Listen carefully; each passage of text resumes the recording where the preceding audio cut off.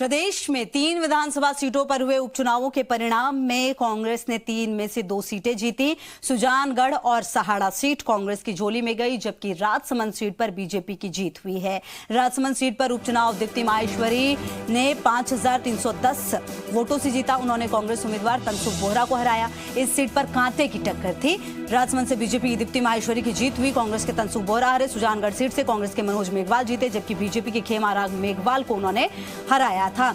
और ये सीट काफी चुनौतीपूर्ण थी। हालांकि सबने जीत दर्ज की अपने अपने हिसाब से। सुजानगढ़ के कांग्रेस प्रत्याशी मनोज मेघवाल की जीत हुई। बीजेपी उम्मीदवार खेमाराम मेघवाल को उन्होंने शिकस्त दी। जबकि सहाड़ा की बात करें तो यहां पर नतीजों में कांग्रेस की गायत्री देवी ने बम्पर जीत दर्ज की। कांग्रेस की गायत्री देवी ने भाजपा के डॉक्टर रतन लाल जाट को 42,099 मतों से हराया। नतीजों में आरएलपी तीसरे स्थान पर रही। आरएलपी के बद्रीलाल जाट को 12,175 वोट मिले। सहाड़ा में कांग्रेस की सीएम अशोक गहलोत और स्वास्थ्य मंत्री रघु शर्मा ने जीत पर बधाई दी है।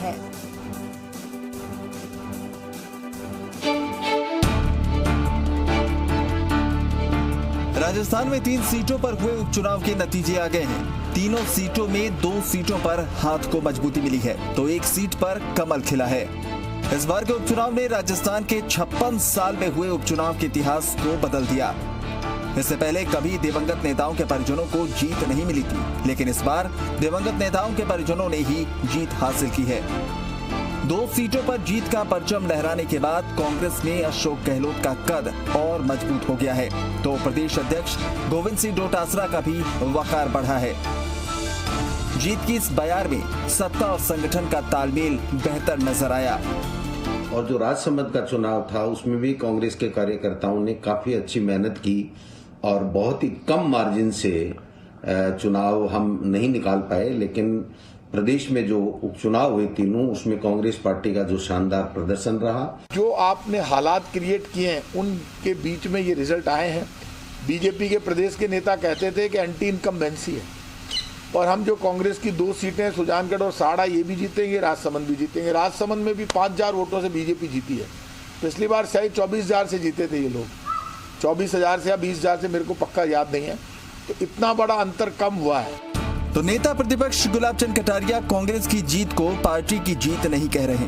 कटारिया का कहना है कि ये कांग्रेस को नहीं बल्कि दिवंगत नेताओं को जनता का समर्थन मिला है। कांग्रेस इससे खुश ना हो।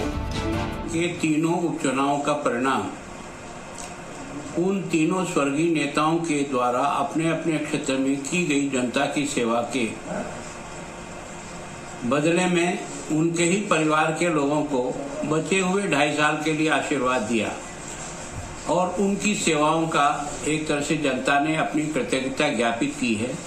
मैं सोचता हूँ इसमें कांग्रेस अगर ये दावा करे कि हमारे कारण से जीत गए, ऐसा नहीं है।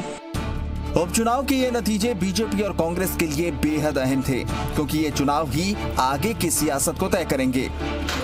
कांग्रेस जहां अपना दबदबा कायम करने में कामयाब रही, वहीं बीजेपी की साख गिरी है। प्रदेश अध्यक्ष सतीश पुनिया की छवि बेहतर नहीं रही तो सहाड़ा में पिथलिया ऑडियो कांड ने बीजेपी को बड़ा नुकसान पहुंचाया। इस चुनाव से ये चीज सामने आई कि बेनीवाल की राजनीतिक दिशा में बदलाव आया है। बेनीवाल अब बीजेपी से दूर और कांग्रेस के करीब आ रहे हैं। ऐसे में सवाल है कि आखिर इन नतीजों के क्या मायने हैं। सुशांत पारेख, जी मीडिया, जयपुर।